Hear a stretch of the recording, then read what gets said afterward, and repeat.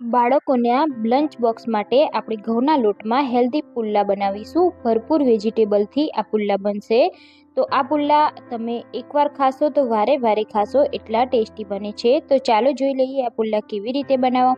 એના માટે મેં અહીંયા 1 કપ જેટલો ઘઉંનો રોટલીનો લોટ લીધો છે. તેમાં આપણે અડધા કપ જેટલી સોજી એડ કરી દઈશું અને પાણી એડ કરી મિક્સ કરી લેવાનું છે. જરૂર મુજબ પાણી એડ કરીશું. હવે આપણે તેમાં આ રીતનું બેટર બની જાય એટલે આપણે તેમાં સ્વાદ મુજબ મીઠું એડ કરી દઈશું. 1 ચમચી ચીલી ફ્લેક્સ એડ કરીશું. 1 ચમચી લસણ આદુની પેસ્ટ એડ કરીશું અને મસાલામાં આપણે અડધી ચમચી હળદર, 1 ચમચી લાલ મરચું પાવડર અને 1 ચમચી આપણે ગરમ મસાલો એડ કરીશું અને વેજીટેબલ એડ કરી દઈશું. છીણેલું ગાજર, ચોપ કરેલા ટામેટાં, ચોપ કરેલી ડુંગળી, લીલા ધાણા, મરચી અને અહીંયા તમારી પાસે કોઈ પણ વેજીટેબલ હોય તે તમે એડ કરી શકો છો. વેજીટેબલ એડ કર્યા પછી બેટરને આપણે સરખી રીતે મિક્સ કરી લેવાનું છે.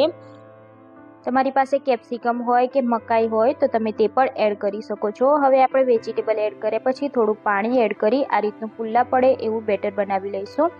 અહીંયા આપણે તવો ગરમ કરવા રાખી દીધો છે, તેને તેલથી ગ્રીસ કરી લઈશું અને પછી આપણે આ રીતે પુલ્લા પાડી દઈશું અને ઉપર થોડું તેલ લગાવી ઉપરથી ડ્રાય થાય ત્યાં સુધી શેકાવા દઈશું.